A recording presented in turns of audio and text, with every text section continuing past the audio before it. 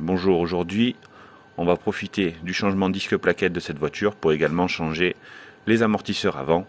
Donc je démonte la roue et je reviens vers vous. Bonjour, alors on va essayer aujourd'hui de faire le démontage et le remplacement de l'amortisseur avant. Donc pour démonter l'amortisseur, il va falloir démonter, alors pardon, c'est de ce côté là, voilà, ce gros boulon là. Honnêtement, pardon, il y a la conduite de frein juste devant, voilà.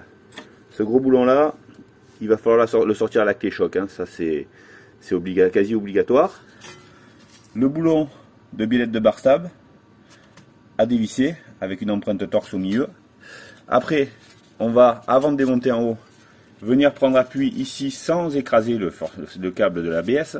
Moi je vous conseille de mettre un morceau de bois et de venir taper avec une bonne masse, parce que la jambe de force elle est rentrée dedans et ça sort pas tout seul, je peux vous le dire. Et une fois qu'on aura fait tout ça, on aura tout démonté, vous passez au dessus et vous démontez une, deux et la troisième vis qui est là cachée, parce que moi j'ai une barre anti-rapprochement, mais sinon vous n'avez pas ça, donc vous voyez facilement les vis et vous sortez la jambe de force une fois que tout ça c'est démonté. Mais faites dans cet ordre là, sinon ça va être une vraie galère pour sortir l'amortisseur. Allez, je commence à démonter, je vous reprends au fur et à mesure. Voilà, donc j'ai mis le nouvel amortisseur. Bon, je ne vous ai pas filmé tout le remontage, hein, parce que c'est une vraie galère à filmer et en même temps à installer. Donc là, il va falloir remettre la jambe de force dans, forcément, son logement.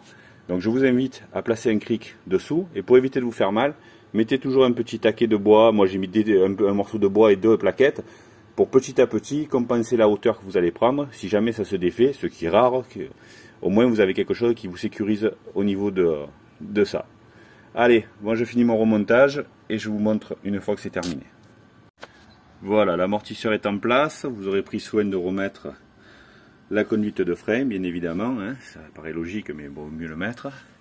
Vous aurez remis le support pour la durite d'ABS. Voilà, ça y est, c'est fini. Il est en place. Et ici, vous vérifiez que vous avez tout bien serré. Et on est bon. Voilà, j'espère que ce tuto vous a intéressé et qu'il vous servira. Merci de votre attention.